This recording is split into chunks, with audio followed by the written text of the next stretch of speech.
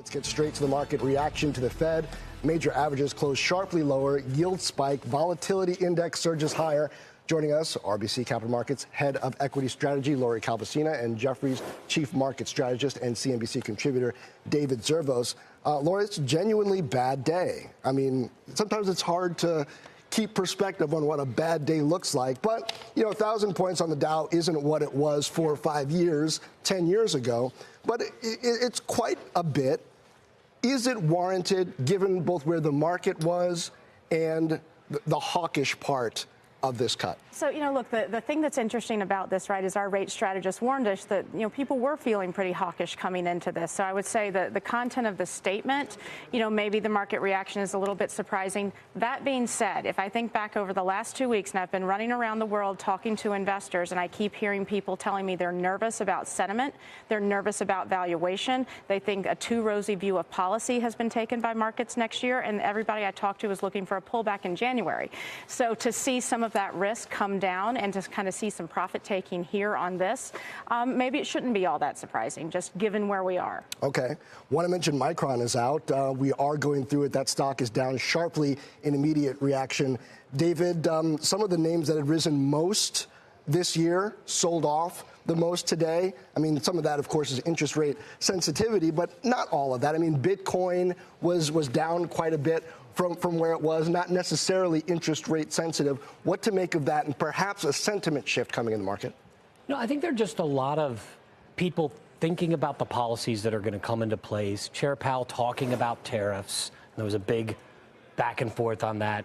Being a little cryptic on neutral and sort of not really giving us something to hang our hats on with neutral. I think it was nice to hear some of what he said, which is we're still quite a distance away from where they think neutral is, so policy is still meaningfully, use the word meaningfully restrictive. But, he's in no rush. The market likes it when the Fed has their back, and he basically said, I don't have your back as much as I had it for the last couple of quarters. And I think that's got people a little nervous. I'll tell you what, John, the one thing there's something that bugs me about all this. When we get these sell-offs and we get everybody lathered up about inflation and tariffs and deficits and interest on the debt and, oh, my God, it's all going on. The one word we didn't hear, deregulation. And I just want to throw it out there. I want to get it out to our viewers and say, that is great news. That is disinflationary and great for growth. And I just hope we hear more about the executive orders that are going to come through on January 20th that are all cutting the red tape associated with every sector and every business that's going to make the cost of doing that business lower, and we could transmit that into higher profits and lower prices. Nobody likes to talk about the rosy stuff. We got a lot of haters out there that like to focus on the negatives. I'm going to throw the good stuff out there. It's getting Christmassy, too. So okay. And listen, it does seem, and this is from my own conversations and my own reporting on this, it does seem like you have an administration that is very seriously going to hit the ground running come January 20th, especially when it comes to executive orders and the possibility of deregulation. Looking at this market right now, Lori, we're down, finished the day down 1,100 points on the Dow, S&P down just about 3%, 5872 now. I know you got 6,600 on the S&P for next year. Is this a buying opportunity? And if so, where would you be buying? So, look, I think at this point in time, right, we had speculated that any pullback would be of sort of 5 to 10%, right? Unless you sort of hit that 5% threshold on the S&P from the peak, you're not really, I think, getting enough froth out.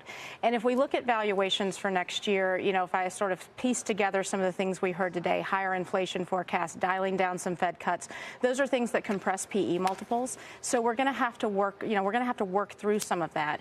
And, I think just in terms of like what's baked into the market, or is nobody paying attention to all the good stuff like deregulation, I would beg to differ a little bit on that, because if you look at the CFTC data for U.S. equity futures positioning and S&P 500 specifically, what we are seeing is that, maybe about a month ago, we were hitting brand new all-time highs and we were breaking through the prior ceiling that tend to pin in the market. Guess when the last time was that we did that? January of 2018, late 2017, when we had baked in all the euphoria of tax reform from the first Trump administration. And, we had a little bit more to do. We passed the bill in December. We had a little bit more to do in January. But as I have talked to investors the last few weeks, what I am hearing is there's a concern that we are only baking, kind of the market-friendly stuff into the market, and you can certainly see it in that positioning data, and that's got some folks nervous.